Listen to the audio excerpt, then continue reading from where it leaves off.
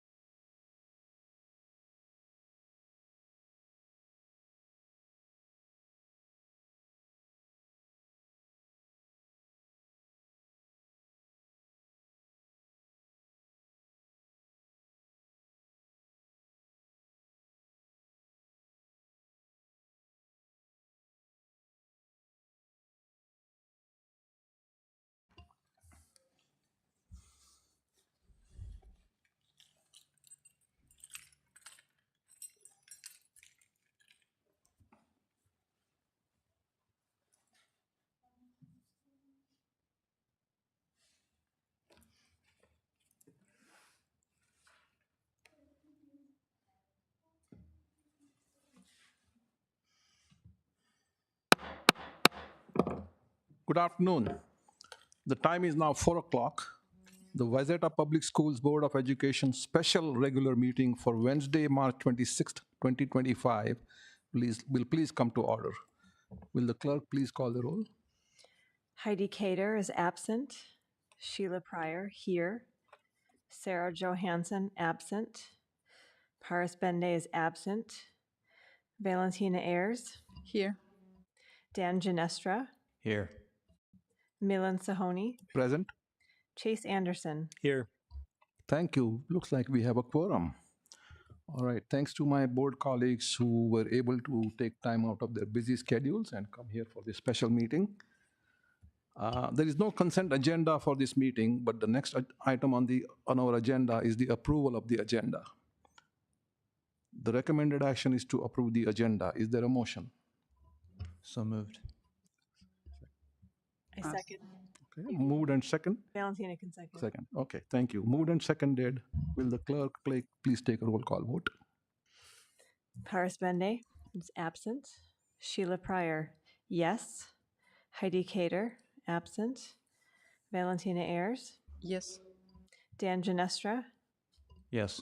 Sarah Johansson is absent. Milan Sahoni. Yes, we have an agenda. Thank you, Sheila. The only item on the agenda is the approval of health and dental insurance as recommended by the Insurance Committee. The recommendations will be made by Human Resources Benefits Manager Joanne Fieldset. Joanne, are we going to vote on them separately, I believe? Yes. Thank you. Go ahead. I might just make a couple of introductory comments, if I may. First of all, to welcome and today, Mr. Chair and members of the board, we do have those two agenda items today for you to take action on. The first one in regard to the health insurance plan rates for the 25-26 school year, and also the dental insurance plan rates for the 25-26 school year. So Joanne is here as a member of the Human Resources Department and a person who's been very closely connected to benefits for many years here in the district. She'll share a little bit about the committee work, all that led up to these proposals for rates for both health and dental insurance for the upcoming school year, and will provide us with some great background and understanding in regard to the process and the result and ultimately the recommendations. So Joanne, thank you so much for being here today to present the information. And with that, I'll turn it over to you. Thank you. Thank you, Superintendent Anderson and board members for coming today. I know this is a special meeting and I appreciate your attendance today, but the timeliness of this happens every year. And the reason that happens is because we have to wait until we have the most amount of our claims information through March in order to actually go out for bid and to look at our percentages coverage. So that's why it happens every year at this kind of a timeline. I did prepare a few slides that you can reference, and I will talk through them just briefly. Just in case you didn't know, we are a self-insured or a self-funded plan, and our district has been that way since 2000. So what self-funded means, you can look at the bullets there, is that we're really responsible as the employer to pay for the claims and take the risk of those claims as they fluctuate throughout the year, and then purchase a stop-loss coverage to help us cap that risk. So we kind of go back and forth in managing our own plan. We're able to set our premiums. We're able to add and drop pieces to the plan that best reflect our employees and our usage. So it has been highly beneficial to have us stay self-insured, and is something that I can't imagine changing in the foreseeable future, again, pending what happens throughout the world. So that's just a quick summary of why we're self-insured. The health insurance that we're looking at today, I also want to highlight our insurance committee. We have an extremely dedicated group of individuals, and you'll see on the slide as well the representation from all of the groups, but I do want to highlight them. They are also on the recommendation, but I'd like to just recognize them by their names. We have 5 representatives from the teacher group: Ann Nauman, Linda Langford, Dave Schultz, Donna Nelson, and Rachel Falkowski. Our clerical representative was Deneen Usgard. Our custodial was Ron Rogers. Our principals was represented by Ashley Paul. our Wayzata Kids program by Jessica Sorensen, the Wayzata Cafe by Claire Nielsen. Our unaffiliated group was Leslie Myron, and finance, David Draskovich and Scott Lesage both participated in our group, as well as, of course, myself, and then most recently consulting, of course, with Annie Doty, who is our interim executive director as well. So this group of people are volunteers, and they come to our meetings, and we definitely do a deep dive of the information that I'm going to highlight for you today. We also benefit greatly from our consultant and their team. The consultant meets with us and helps us prepare all of our data. It has a great knowledge of self-funded plans and also works with many school districts that are also self-funded. So the reason we got to today and our first recommendation of our health insurance is because every 2 years we have to go through HIDA. And HIDA is the Health Insurance Transparency Act, and I reference the statute as well there. We must do that every 2 years due to being self-funded. Our RFP process began in January, and we got our first bids in February. The committee then looks at those first bids. We did get 3 offers. We had 2 others who declined to quote for us. So the committee reviewed those 3 first offers and then made the request for 2 of them to come back and submit their best and final offer. And that was due March 13th. And then last evening, March 25th, the committee went through those best and final offers and unanimously recommend staying with United Healthcare with no plan changes. So that is the first piece of our recommendation. Again, when I say no plan changes, that means no changes to our deductibles, no changes to our out-of-pockets, copays, keeping everything the same as far as actually the plan information and the plan company. So that's the first part of the recommendation. The second part is the percent increase. So this slide has a lot more information on it, but what the insurance committee does is take a deep dive, again, into the self-funded plan and looking at 3 years of data, of our claims data for both medical and pharmacy. And then we decide, we're very mindful of our reserves because being self-funded, we have to keep a reserve balance in case a plan were to end, and then also in case that we had a huge increase in claims. The average increase, and I'm really proud of this committee and this group that's been in existence for a long time, we have over 23 years, the annual or the average increase is 4.66%. That's extremely unheard of. That's a very low percent average to keep for health insurance. If you look at groceries today and eggs and the price and how everything is going up, to be able to stay there is pretty amazing. And we also have been looking at medical trend, and in Minnesota this year, that's between 13 to 15% of an increase. And our surrounding districts, we also do a lot of research on what other districts are doing that are in the same boat as us, and their averages are 10 to 15% this year.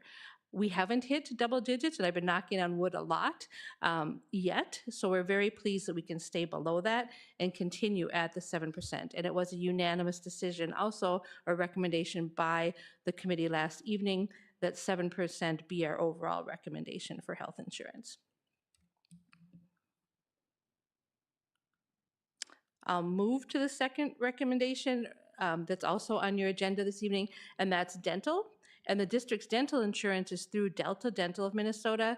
Our dental is also based on claim experience, but it doesn't have the same or as many variables as health insurance, and also doesn't have the HIDA or statute to follow. We just always go through every year, look at claims, and try to make a fair recommendation for both the district budget balancing and for employees' cost. So we've maintained a 2% average in that over the past 23 years. And again, this year we also would like to recommend a 2% increase for our active employees. And again, this does follow trend and keeps a sound fund balance for the dental plan. And just in closing, just as a little summary for a brief little bit more information, we also have our life insurance and long-term disability plans. We also offer a voluntary vision coverage for eyewear. And then we have critical illness, hospital care, accidental injury, and supplemental life that we offer as optional plans. And all of those rates are locked in until June of 2027. So we did not have to review or redo any of those. So again, it's my privileged today to be here to recommend these numbers that I feel good about and representing the district after meeting even with Superintendent Anderson, again, the finance team, to just kind of review where we're at. And I feel quite comfortable in presenting the opportunity for us to stay with United Healthcare and go to 7%, and then also to do a 2% for dental. And I welcome any questions. Thank you, Joanne. I was going to say, suggest that we pause for a second and see if there are any questions or comments from board colleagues. No? Okay. I have a couple simple ones. Can you explain what stop loss means for those of us who have no idea what that is? Sure. In simple terms, it basically means because we're self-insured that we have to protect our risk. So we basically buy coverage kind of for each person, and it protects or stops our losses for anyone that might have a catastrophic event. So there's a cap amount that we hit before insurance will come in and cover the additional amount up to that stop makes loss sense. amount. Okay. And you mentioned 10 to 15% of neighboring districts. So how many of them are self-insured versus? Yeah, I only did the numbers. I only looked at self-insured individuals for the market right now. And like, for example, I can tell you a couple of them. Eden Prairie is looking at 11% plus. Edina had 20% for this calendar year. Rosemont is looking at 15 to 18, Elk River 12 to 13. And again, these are numbers they get, and then they also can lower that by making plan design changes, such as the deductible and out-of-pocket. And we did that a couple years ago. We had to make some major changes to that to remain more competitive and keep that amount going. So I know all of these people are in the same boat as we are, the way they look at those numbers as well. Okay, all right, thank you. Mhm. Yeah. Go ahead. Question I have is, you mentioned about reserve balance. I'm curious if you can tell what is the reserve balance as of today? What the number is or what it means? What the number is? I don't have that right in front of me. Do you by chance have that? I don't, but I can tell you it's right around, I think, 3.5 million. That's for health. Follow up for sure. And in terms of when we look at fund balance, we look at operations for 2 months, 3 months. So in terms of number of months, how does that translate? How much is 2.5 million enough for? For our year, our plan year. 1 year, okay. All right, good. Thank you. Yeah, Dan. And then, really a big thank you for being here. I really have enjoyed your presentation. I, am grateful for the information you've offered us. It certainly informs us in our decisions very well. I wanted to understand just a little bit more when you talk about 4 and 2/3%, about, our costs staying lower than other districts. Just, you've touched on it a little bit, but just kind of, factors leading us to, keeping those costs down, relative to other districts.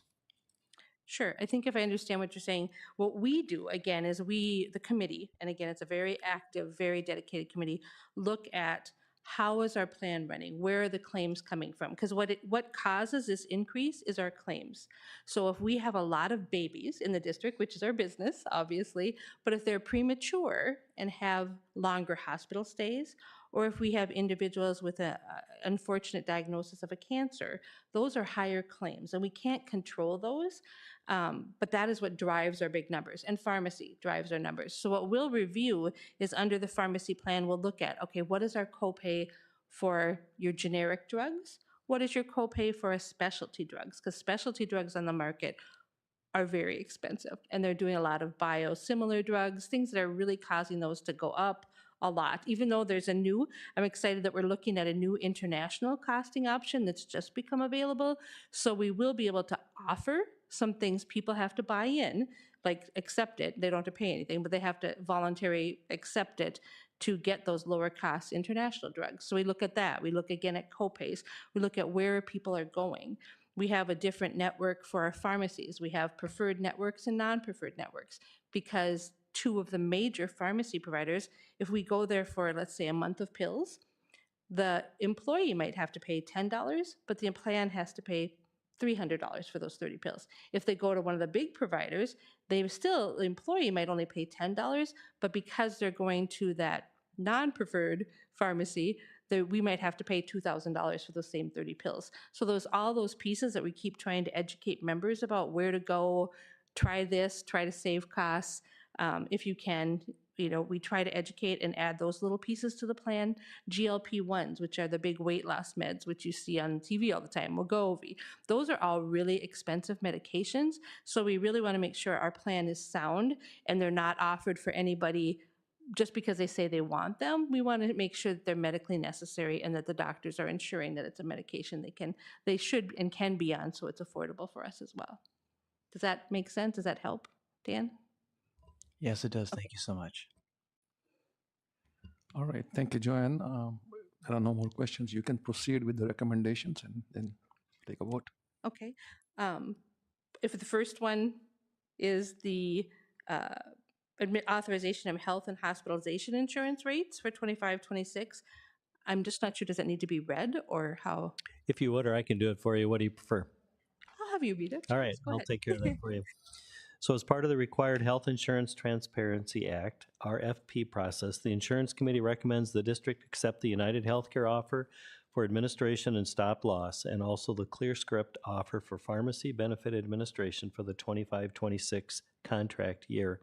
The Insurance Committee met throughout the plan year and completed a thorough review of the health insurance plans. The consensus was to go with an increase of 7%, as has just been described, with no plan changes to the deductibles and out-of-pocket maximum amounts. Joanne has already referenced the individuals on the committee. Those names are also listed here in the board packet.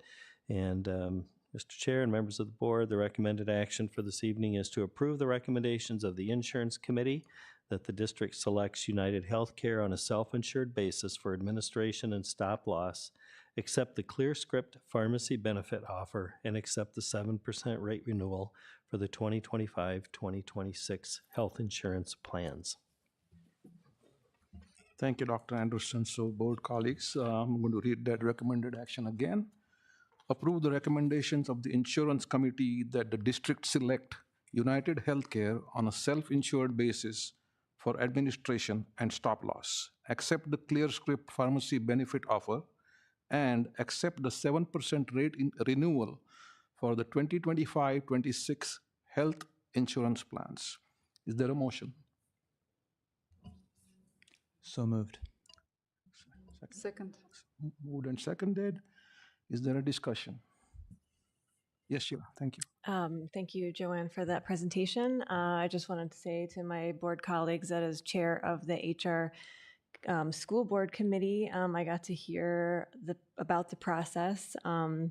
We got to hear about the insurance committee that weighed in on this, and it's all been cleared by finance. And there's a thank you for the explanation as well about why it's coming to us now, needing to have the claims data up through March. And the HR committee is supportive of passing this recommendation. Thank you. Anyone else? Okay. All right. I'm going to read the recommendation again. Approve the recommendations of the Insurance Committee that the district select United Healthcare on a self-insured basis for administration and stop loss, accept the ClearScript pharmacy benefit offer, and accept the 7% rate renewal for the 2025-26 health insurance plans. This will be a roll call vote. So, Dan Ginestra, Yes. Sarah Johansson is absent. Paris Bende is absent. Sheila Pryor, yes. Heidi Cater is absent. Valentina Ayers, Yes. Milan Sahoni. yes, the motion passes. Thank you. All right. Next, Joanne will recommend the dental insurance plan. Joanne. The administration is recommending an overall 2% increase in funding for our self-insured Delta Dental plan, and we are pleased to accomplish this without any plan design changes. So, Mr. Chair, I'll turn it over to you to read the recommended action. Thank you, Dr. Anderson. The recommended action, board colleagues, is to approve the recommendation that the district remain with Delta Dental on a self-insured basis, and a rate renewal for the 2025-26 plan year is 2% overall. Is there a motion? So move. Second. Moved and seconded. Thank you. Is there a discussion? All right. Just want to say thank you very much for explanation. I had some questions, but you covered everything. And at the same time, looks like you already looked at the pricing and all, and employees will be covered if they will need. And having ourselves experiencing some health issues, it is very good to have health plan. If you feel covered, then you feel that your employer is taking care of you. So it looks like you are taking care of them very well. Thank you. Thank you. That is, again, the overarching goal of our committee is to really work hard with all the union representation, all the employee representation, and they all have a voice to share. And I encourage them, because we have 1,500 employees on the plan, plus their families. We want to make sure that they're getting the best plan that we can offer and be fiscally responsible for the district as well. Yeah, Sheila. As HR chair again, HR school board committee chair, I would just also like to again express my support of of approving this. Thank you. All right. Okay, again, the recommended action is to approve the recommendation that the district remain with Delta Dental on a self-insured basis, and a rate renewal for the 2025-26 plan year is 2% overall. This is a roll call vote. Heidi Cater is absent. Valentina Ayers, Yes. Dan Ginestra, Yes. Sarah Johansson is absent. Paris Bende is absent. Sheila Pryor, yes. Milan Sahoni. Yes, the motion passes. Thank you. I just want to acknowledge Director Pryor's role in the HR committee as chair. So thank you and your committee for being diligent about this work. So thanks again. And thank you, Joanne, for all the work that you do as always. We look forward to the next event, I guess. It's the retirement party, right? Yes, okay. Thank you so much. All right, this concludes the Wayzata Public Schools special regular board meeting. The time is now 4:22. Is there a motion to adjourn? I move. Second. Moved and seconded. All in favor say aye. Aye. Opposed, nay. The motion passes. The Wayzata Public Schools Board of Education special regular meeting for Wednesday, March 26th, 2025 is adjourned.